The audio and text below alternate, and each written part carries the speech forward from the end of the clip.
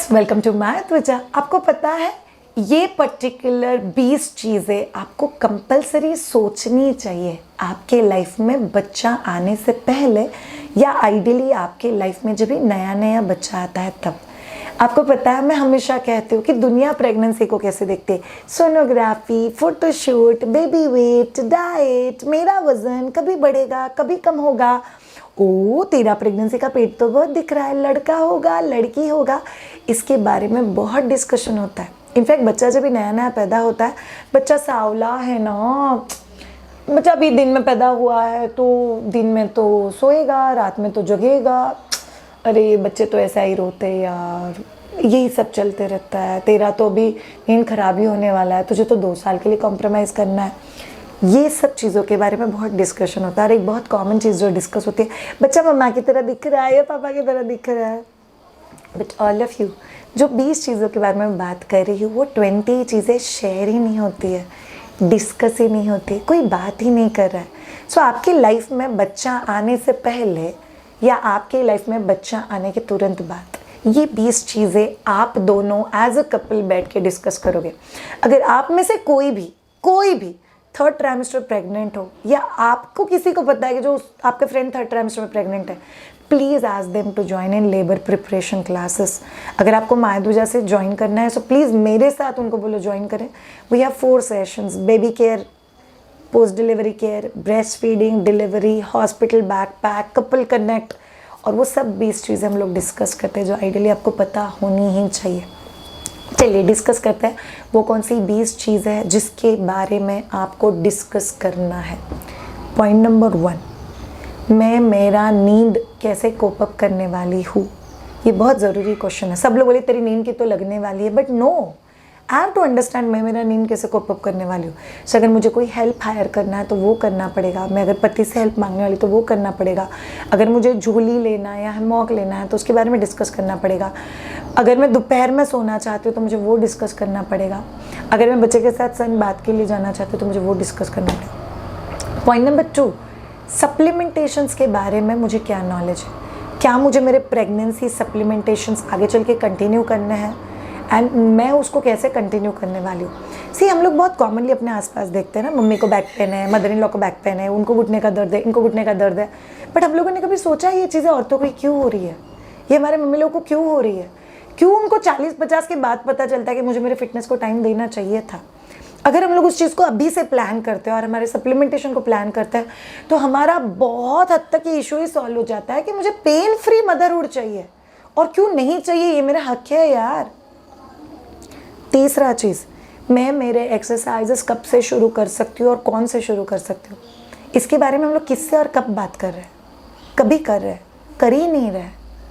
Exercises have to start normal delivery के same दिन से, सी सेक्शन के डे 3 से। नहीं कुछ भी बोलते 16 महीने बाद एक्सरसाइज करना चाहिए। मैं जाके आपको जिम में वर्कआउट करने के लिए नहीं बोल रही हूँ, but there is vaginal toning, back strengthening, stomach toning, ये चीज़ें हमको करनी है और करनी ही पड़ेगी, because they are very very important.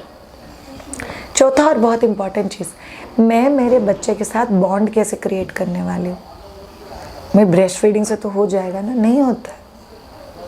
हमने कोई 15-20 बच्चे बड़े नहीं किए कि मदरहुड नेचुरली आ जाता है हमें, नहीं। सो बच्चे को हग करना, कांगारू केयर थेरेपी के बारे में जान के लेना, बच्चे के साथ क्वालिटी टाइम स्पेंड करना, ये बहुत ज़्यादा ज़रूरी है। 5वां चीज़, breast feeding, complete breast feeding सीखना, ये हर मम्मा के लिए नेसेसिटी है। अगर आपको मुझसे कंप्लीट ब्रेस्ट फीडिंग सीखना है तो on www.mytuja.com we have a course learn complete breast feeding, आप वो भी सीख सकते हो। बट कंप्लीट ब्रेस्ट फीडिंग सीखना ये माँ का हक है और ये माँ की ज़रूरत है, ये हमको करना बहुत ज़्यादा ज़रूरी है। Number 6, how do I going to manage touch missing. Yes, सिर्फ सेक्स के बारे में बात नहीं करूँ, बट अपने पार्टनर का टच, एक फ्रेंड्स का टच, एक घर के बाहर जाना, ये सब टच मैं कैसे मैनेज करने वाली हूँ। क्या मेरे बच्चे को ज़्यादा टच दे के, या मैं मेरे पति को बोलने वाली हूँ कि मुझे सुबह में एक बार हक करके जाना, शाम को एक बार हक करना। अगर पति दूर है तो माइट बी फ़ोन कॉल जहाँ पे हम लोग एक दूसरे के बारे में बात करें। नंबर 7, मैं खुद को जो मिस कर रही हूँ उसको मैं कैसे मैनेज करूँगी। यस, मैं पहले जॉब के लिए जाती थी, मेरे फ्रेंड्स थे, मैं चाहिए तभी उठ के घर के बाहर जा सकती थी। अभी मैं ये सब चीज़ें नहीं कर सकती हूँ, तो फिर मैं इन चीज़ों को कैसे प्लान करने वाली हूँ? How do I going to cope up with all this things? क्या मैं मी टाइम शेयर करने वाली हूँ? क्या मैं मी टाइम में फिटनेस करने वाली हूँ, मेडिटेशन करने वाली हूँ, प्राणायाम करने वाली हूँ? एग्जैक्टली मैं क्या चीज़ें करने वाली हूँ? नंबर 8, पोस्ट डिलीवरी मेरे स्टिचेस का हीलिंग मैं कैसे करने वाली हूँ? वो मेरा पेट कैसे कम होगा, वेट लॉस कभी, और बहुत आगे की बात। अगर आपका नॉर्मल डिलीवरी है, सी सेक्शन है, there are stitches, burning, itching, उसके बारे में करना क्या है और उसको मैनेज कैसे करना होता है। 9, इश्यूज और कन्फ्यूजन्स अराउंड ब्रेस्ट फीडिंग और उसके सल्यूशंस, जैसे breast engorgement, breast milk supply, right latching. कुछ चैलेंजेस अगर आप लोग फेस कर रहे हो तो ब्रेस्ट फीडिंग के अपने आप में बहुत सारे चैलेंजेस होते हैं, इसको मैं कैसे मैनेज करने वाली। नंबर 10, मेरे बच्चे को लेके जब भी कोई भी सजेशन आता है, मैं उस चीज़ को कैसे हैंडल करूँगी? क्या मैं लोगों के ओपिनियन को मेरे ऊपर हावी होने दूँगी, या मैं मेरा रिसर्च बेस स्ट्रॉन्ग रखूँगी जहाँ पे मैं एक स्माइल दे के उस चीज़ को हैंडल कर सकती हूँ। नंबर 11, मैं मेरे फैमिली वालों के साथ पॉजिटिव बॉन्ड कैसे शेयर कर सकती हूँ? बिकॉज कई बार ये होता है कि इन लॉज या मदर्स, अपने खुद के पेरेंट्स भी, कि हम लोग को तो सब पता है, बस तुम लोग इस हिसाब से करो। बिकॉज उन लोगों ने बहुत सारे बच्चे बड़े किए हुए, पर मेरा हमेशा मानना था कि मेरा बच्चा और मेरे को बहुत बच्चे नहीं बड़े करने वाली, तो मुझे इसको मेरे स्टाइल में बड़ा करने दो। So it is very important thing for me, और ये आउटस्पोक होकर बताना बहुत ज़्यादा ज़रूरी है। नंबर 12, मैं मेरा बैक पेन कैसे मैनेज करने वाली हूँ? नहीं वो हो जाएगा नचरिया, नहीं होता है, इट्स नॉट पॉसिबल। आपको बेल्ट बांधना है बैक सपोर्ट के लिए, आपको ब्रेस्ट फीडिंग के वक्त आपके पोस्चर का ख्याल रखना है, आपको बैक स्ट्रेंथनिंग करना है। You have to plan this and you have to discuss about it with the right person. Number 13, मैं मेरा डाइट कैसे प्लान करूँगी जहाँ पे घर वाले जो भी ज़्यादा घी वाला देखे वो लेके मैं वेट गेन ना करके इनफैक्ट फिटनेस की तरफ जाऊँ। यस, आप आपका ब्रेस्ट मिल्क सप्लाई मेंटेन रख के आपके फिटनेस का जर्नी 100% अचीव कर सकते हो, बट उसके लिए आपको करना क्या है, एग्जैक्टली आप कैसे करने वाले हो, कौन से डायरेक्शन में आप इन चीज़ों के बारे में सोच रहे हो, that's very very crucial. Number 14, मैं पर्सनली मेरा मी टाइम कैसे प्लान करने वाली हूँ। आपको पता है आपके लिए मी टाइम आपका सन बात हो सकता है, मेडिटेशन हो सकता है, गाना सुनना हो सकता है। नंबर 15, आप लोगों को खुद से पूछना है कि मैं मेरा कोई हॉबी कैसे प्रिजर्व करूँगी और उसके लिए टाइम कैसा दूँगी। It can be drawing, painting, flutes, video, blogging, writing, जिसमें गॉसिप इन्वॉल्व नहीं है, बट ऐसी कोई चीज़ जो मुझे उस लेवल का फ्रेशनेस देता है जहाँ पे I can bounce back from the stress. ये बहुत ज़्यादा ज़रूरी है और ये होना ही पड़ेगा। नंबर 16, हमें खुद से ये बात पूछना बहुत ज़्यादा ज़रूरी है कि मैं घर से बाहर कभी जा सकती हूँ, इसके बारे में रिसर्च करो। सी हम लोग बच्चे के बारे में इतना रिसर्च करते हैं कि हम लोग खुद के बारे में रिसर्च करना ही भूल जाते हैं। सो मैंने घर के बाहर जाना चालू किया प्रॉब्ली 40 डेज़ के बाद। We went for a trip Mahabaleshwar, it's a hill station near Pune, but मैंने घर के बाहर जाना बहुत जल्दी शुरू कर दिया था। टेरिस पर जाना, गैलरी में जाके बैठना, मेरे घर के गार्डन में बैठ के धूप लेना, दैट्स वेरी क्रूशियल। तो ये आप कैसे प्लान करने वाले हो।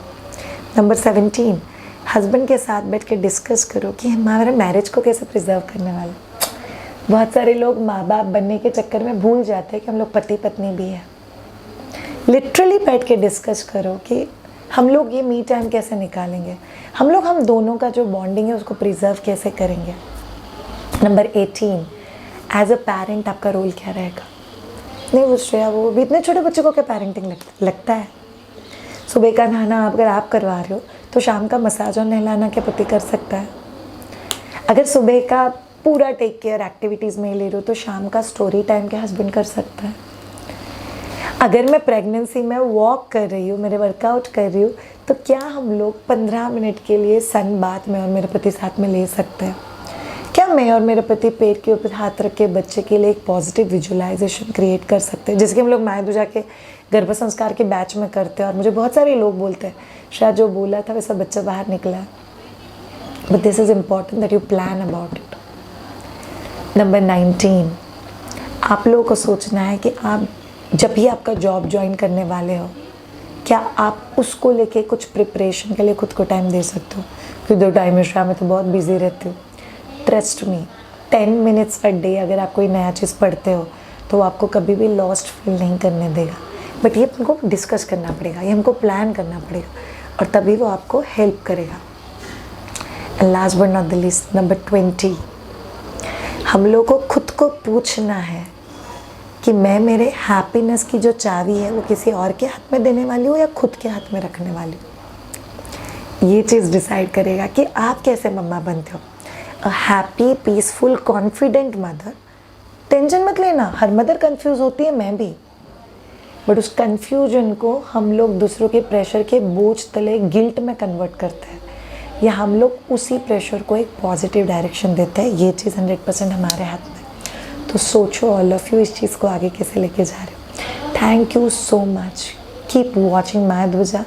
ये 20 चीज़ों के ऊपर लिटरली बैठ के लिखो और टिक करते जाओ, बच्चा आपके लाइफ में आने से पहले या नया नया जब भी बच्चा आपके लाइफ में आता है तभी। Do get in touch with us अगर आपको इस पर्टिकुलर जर्नी में हमसे ट्रेन होना है। Have a great time and bye.